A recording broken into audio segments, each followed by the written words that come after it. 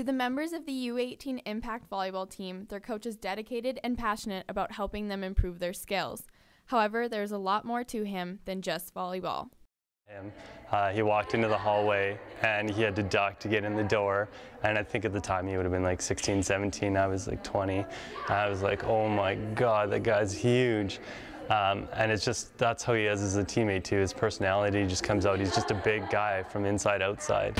I was just like, who is this guy? Like, he's like a giant. His name is Stewart. I'm currently 218 centimeters, also known as 7'2". Besides towering over most people, Stewart was born with left arm below elbow congenital amputation, meaning he was born without the lower part of his left arm. I was born this way. I'm on the right track, baby. I was born this way. Lady Gaga. You know, people ask me, you know, like, how does it feel to have one arm, you know, all that stuff. Well, obviously my response back is, how does it feel to have two? Stewart grew up all over British Columbia with his family. Born the middle child to Lorna and Mike Stewart, Stewart has never let the lack of two arms hold him back. I got you all day. Playing sports all the way along the way, whether it was hockey, lacrosse, soccer, you name it. But then, yeah, when I finished up, well, I guess when I really started taking things more competitively, it was on the volleyball and basketball end. So, at the age of 15, he was recruited at a tournament to join the Canadian national standing disabled team and went on to play for that team for 6 years. He then went on to play another 6 years for the Canadian national sitting volleyball team for a total of 12. He was lucky enough to go to 2 World Cups and earn a couple World Championships too. Honest, I was young. So I couldn't really comprehend all that was happening. It was more like the last one where we had a three-peat. That kind of really ingrained it, is the fact that, you know, we were a dominant team. We went out, we played hard, we worked hard, and we came together as a team, which was so important. So yeah, like just the winning feeling is pretty amazing, but not only that, representing your country, representing yourself, and getting the opportunity to travel was just even more awesome. So. Stewart is not only a talented volleyball player, but showed his defensive skills on the basketball team at Thompson Rivers University for 5 years. He was named Canada West Defensive Player of the Year as well as CIS Defensive Player of the Year. He graduated from TRU in 2012 with a degree in Human Resources. The big reason why is because I have a lot of experience in the sports, whether it's volleyball or basketball. Last year I coached basketball, senior boys, and it's just amazing, you know, being able to teach people, show people what hard work is, how successful you can be by putting in the work, that sort of thing, and having fun. You know, that's why we do it in the first place. So. With all his athletic experience and his love for helping people, Stewart moved his volleyball career in a new direction this past year and took on co-coaching duties of the U18 girls Impact volleyball team.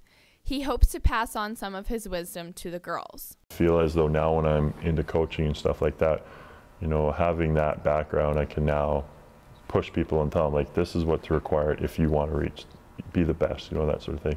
You know, I've been part of it, I've experienced it. Now, if you want to be part of this, let me show you how. Shelby Brown has been playing volleyball for 6 years and has spent the last 2 years with Impact. And although she thinks Stewart's coaching style is a bit different, she's all for his encouraging attitude and open personality. He's always really pushing me because I tend to give up easily, but he'll be like, you have to keep going, you have to keep going, and he just really, he's very positive and he pushes us a lot. Diane Harrison, a middle on the squad, credits Stewart for improvements in her game, especially because she and him share the same position on the court. It really helped, like, my hitting. He, like, helped my vertical and, like, how I jump and swing. And his good friend and now co-coach, Mick Bartholdi, thinks Stewart has a lot to offer the girls as a coach and feels his coaching skills have blossomed over the past few months. He's a wonderful coach. He doesn't have a lot of experience as a coach, but with his experience in volleyball, I thought it was a natural transition for him, and I know I've learned so much through coaching and had such a wonderful experience with it. I hoped he would get that as well. I've experienced it, yeah. You know, that's kind of one of the biggest issues that I think a lot of coaches have is, do your players trust you?